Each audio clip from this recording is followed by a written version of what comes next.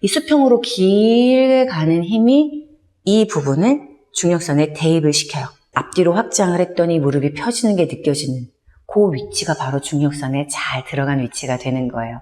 허벅지뼈를 바로 세우기도 하고, 그 다음에 안쪽 허벅지가 사라지지도 않고, 그리고 무릎을 펴는 것까지 다 누가 해주느냐? 안녕하세요. 마름모코 스트레칭 권영미입니다. 자, 오늘은 허벅지뼈 바로 세우기란 주제로 한번 영상을 찍어보도록 할게요. 자, 허벅지뼈 바로 세워줘야 되죠?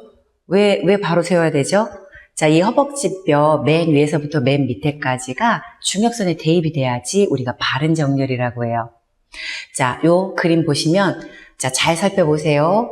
자, 바른 정렬은 이 허벅지뼈 고관절이 약간의 외회전되고 허벅지 밑에까지. 이 허벅지뼈 전체가 빨간 선 중력선에 대입이 돼 있죠. 그런데 그렇지 못한 자세들은 빨간 선보다 전부 다 앞쪽에 밀려 있잖아요. 자, 허벅지뼈가 이 빨간 선보다 뒤로 간 경우는 없어요. 자, 우리가 그렇다면 지금 여러분들이 바른 정렬 상태가 아니라면 대부분 이 허벅지뼈가 앞으로 밀려 계시다는 얘기거든요. 자, 그러면 이제 고관절 머리, 자, 여기 부분이 여러분 대부분 지금 중력선에 대입이 안 된다라는 거예요. 자, 그럼 얘가 중력선에 대입을 하면 되잖아요. 그쵸? 쉽죠? 근데 결코 쉽지가 않아요. 그쵸? 결코 쉽지가 않죠. 자, 이 허벅지뼈를 이제 중력선에 대입시키기 위해선 뭘 해야 될까요? 자, 이 허벅지뼈 고관절이 위치한 곳이 어디죠? 이 장골이라는 뼈에 이 비고 안에 들어가 있죠. 그렇죠. 그래서 장골이라는 뼈 자체의 위치가 변하지 않으면 사실 고관절 머리가 중력선에 들어가는 것도 굉장히 어려운 일이죠. 그래서 지난 시간에 여러분들의 이 장골, 자, ASIS에서부터 이 장골이라는 걸 속에서 이 장골근이 있는 여기가 시작점이고 여기가 끝점이잖아요. 이 부분의 위치가 뒤로 가야지, 그래야지 거기에 끼워져 있는 고관절도 뒤로 갈 수 있는 위치가 되고, 자, 그럼 얼만큼 뒤로 가느냐? 이거 중력선에 대입될 만큼 뒤로 가야지 여러분들이 이제 바른 정렬이 되는 거죠. 이게 속에서 뒤로 밀어줘야 되는데 이때 이렇게 속에서 척추가 있죠. 이 천골을 뒤로 밀어주면서 장골이 같이 가야 되는 거죠. 그래서 마름모코 스트레칭 구독자라면 다 아시는 것처럼 몸속에서 몸 바깥으로 척추가 뒤로 가서, 이게 무슨 얘기죠? 빨간 선보다 모든 척추가 뒤로 있는 게 바른 정렬이에요. 빨간 선보다 모든 척추가 뒤로 있지 못한 경우에는 나쁜 자세잖아요. 그래서 여러분들이 목뼈부터 꼬리뼈까지가 전부 다 뒤꿈치보다 뒤로 가려고 하면서 몸통 가고, 그리고 이 ASIS부터 뒤로 밀어주는 힘에 의했을 때 여기가 이제 뒤로 가는 힘, 그래서 중력에 대입되는 힘이 길러지는 거죠. 근데 이게 그렇게 쉽지가 않은 거예요. 여러분들이 평소 앞으로 미는 힘이 강했던 분들은 이 몸속에서 몸 바깥으로 얼마나 밀어야 내가 중력의 선 안에 서 있겠어요, 여러분.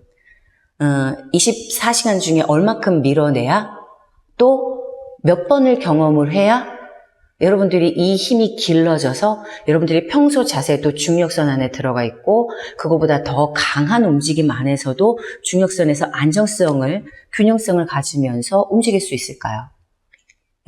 자, 이런 생각을 먼저 갖고 자주자주 해주셔야 되죠.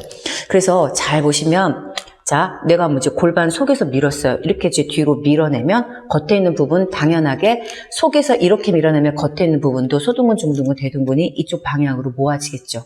자, 그래서 속에서 밀어내는 에너지 없이 둔부 근육이 이제 대둔근이 좋아지는 경우는 사실은 없는 거죠. 이 대둔근이 좋아진다는 얘기는 바로 중력선보다 뒤쪽에 둔부 근육이 위치해야지 좋아지는 거죠. 골반에 전방 경사가 있다거나 골반에 후방 경사가 있을 때 이런 대둔근이나 중둔근이 좋아졌다라고 얘기할 수가 없는 부분이 되는 거죠. 자, 그렇다면 허벅지뼈 바로 세우기가 오늘의 주제잖아요. 자, 우리 몸통도 앞뒤로 가고 우리 골반도 앞뒤로 갔어요. 그러면 이 간 이유와 목적이 뭐죠? 바로 이 허벅지뼈를 바로 세우기 위한 거였잖아요. 자, 이 허벅지뼈는 우리 몸 중에 가장 긴 뼈에 해당되기도 해요. 자, 막대기예요, 막대기. 그쵸? 이 막대기인데, 막대기의 위에 부분은 뒤로 가야 되고요. 막대기의 아랫부분은 이렇게 앞으로 가야 돼요. 자, 앞쪽에서 보면, 자, 이렇게 해서 여기는 넓어요. 그런데 이제 무릎 쪽으로 갈수록 좁아지죠. 다리를 모으고 차렷을 하고 있다 그러면 이 부분은, 제가 만진 부분은 뒤쪽으로 가야 되고요. 여기 부분은 앞쪽으로 가야 돼요. 자, 여기 앞이 아니라 이렇게 뒤에 여기 부분, 허벅지 맨 마지막 부분, 앞에선 보이지 않죠? 이런 부분이 이렇게 가야 돼요. 얘는 뒤로 오고. 그렇게 에너지를 썼을 때 여기가 넓고 여기가 좁아지는 이러한 해박적인 자세를 가질 수 있는 거예요. 자, 이렇게 돼서 이 힘이 어떻게 사용되어져야 하냐면, 오케이, 알겠어요. 무슨 말씀하시는지 이해할 것 같아요. 자, 제가 뒤로 가고 앞으로도 가볼게요. 그래서, 자, 지금 제가 이제 앉아있다면 고관절은 뒤로 가야 되고, 허벅지뼈는 앞으로 가야 되는 거잖아요. 자, 뒤로도 갔어요. 앞으로도 갔어요. 자, 조금 가서 이 힘을 견디는 거예요. 자, 이렇게 되면, 여러분들이 애를 쓰는 건 맞지만, 그 힘이 과연 중력선에 대입되는 힘이 될까? 그렇지 않을 수 있어요.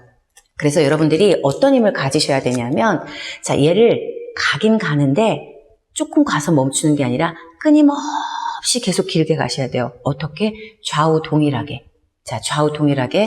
자, 여기 앞이라면 요 고관절이 뒤로 가는 힘, 요 고관절이 뒤로 가는 힘이 좌우 동일하게 가셔야 돼요. 이 힘은 어디에서 나온다고요? ASIS에서부터 골반의 높이와 너비를 다 뒤로 밀 때, 그때 나오는 힘이죠. ASIS에서 장골능선 상, 고관절 중, 여러분들의 꼬리뼈에서 좌골이 뒤로, 골반바닥이 뒤로 미는 힘이 하. 이렇게 해서 상중하가 전부 다 뒤로 밀어질 때 이 고관절 머리가 뒤로 갈 수 있는 거죠. 자, 이거에 저항해서 폐쇄공이 앞으로 가야 되죠. 이 구멍이 앞으로 가야 되는 거예요. 그러면 이 구멍이 앞으로 갈 때, 자, 이 허벅지뼈 거친 선에서부터 내전근이 붙어 있죠. 치골근, 대내전근, 장내전근, 단내전근 다 붙어 있잖아요. 요 아래까지 대내전근이. 허벅지뼈는 이렇게 가운데. 자, 겉에서 가는 게 아니라 이렇게 해서 가운데로 가죠. 이렇게 해서 멀리 앞으로 가는 게 오른쪽 왼쪽 맞아야 돼요. 자, 그러면 막대기의 맨 위에는 뒤로 가고 막대기 중간부터 맨 아래는 뒤에서 앞으로 가는 거죠. 이게 길게 가서 중력선 안에 대입되는 힘. 그래서 이 허벅지보다, 이게 중력선이잖아요. 모든 척추가 계속 뒤로 가는 힘이 유지되면서 여러분들의 몸통 뒤로 갔죠. 뒤쪽 갈비뼈, 어깨뼈, 가쪽 모서리 뒤로 가죠. 장골능선 뒤로 가죠. 자, 고관절, 그리고 골반 바닥에 이 부분이 뒤로 갔을 때 허벅지뼈에 고관절을 잡아당기죠. 그거랑 저항해서 복장뼈 쇄골 가죠. 횡격막 가죠. 가장 많이 가야 되는 분이 폐쇄공, 치골.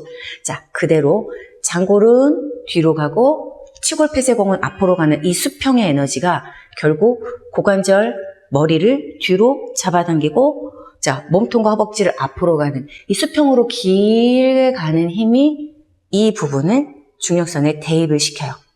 자, 그래서 여러분들이 생각하는 것보다 훨씬 멀리 끊이지 않게 계속 오래 가는 힘을 유지를 하셔야 정강이가 앞으로 가고 종아리가 뒤로 가는 힘까지 연결되어서 정강이 복숭아뼈 쪽에서도 발등과 발바닥을 잡아당기고 종아리 복숭아뼈 쪽에서도 발등과 발바닥을 잡아당기는 힘이 다 연결이 되는 거죠. 그래서 여러분들이 24시간 중에 얼마나 이 에너지를 많이 적용해서 일상생활에서 이런 에너지의 힘으로 여러분들의 몸을 유지시키느냐에 따라서 여러분들의 뼈가 서서히 중력선 안에 들어오는 경험을 할 수 있게 되는 거예요. 얼마나 빈도수를 자주 해주느냐, 앞뒤로 얼마나 멀리 보내는 이 거리감, 그리고 그걸 얼마나 유지하는 이 시간, 이런 것들을 계속 해줘야지 여러분들의 허벅지뼈가 바로 세워질 수 있죠. 그래서 이 허벅지뼈가 바로 세워지는 힘은 맨 위와 맨 밑에가 서로 똑같은 힘으로 수평으로 멀어질 때 생길 수 있다는 거죠.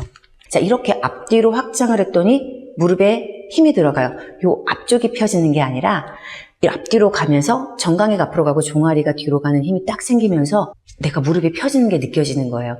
자, 앞뒤로 확장을 했더니 무릎이 펴지는 게 느껴지는 그 위치가 바로 중력선에 잘 들어간 위치가 되는 거예요. 자, 그렇다면 이런 부분들을 충분히 잘 사용하고 있다면 연세가 드셔도 여러분들의 노년기에 접어들으셔도 이 안쪽 허벅지가 사라지지 않아요. 그런데 우리 연세가 많이 드신 분들은 여러분들의 근육이, 허벅지 근육이 빠질 때 어디부터 빠지냐면 이 안쪽 허벅지부터 빠지신다고 얘기를 하세요. 자, 이 안쪽 허벅지가 점점 없어지시는 분들은 이 골반에서 앞뒤 확장이 없으신 분이고 골반이 뒤로 가서 이 허벅지 내전근이 앞으로 가는 이 저항의 힘을 안 갖고 계셨다는 얘기죠.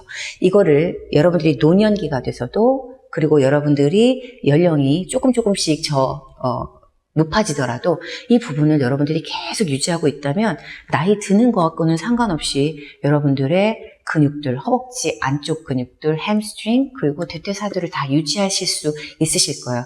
그리고 더불어 연세가 드셔도 정말 멋진 자세를 유지할 수 있으실 거예요.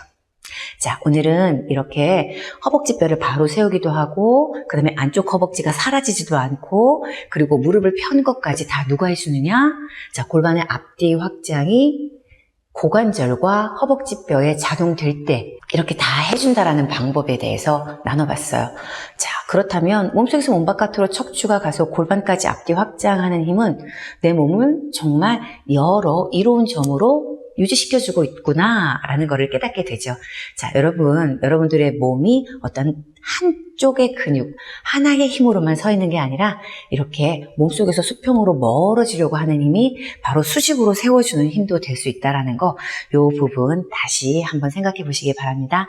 오늘도 끝까지 함께 해주셔서 감사합니다.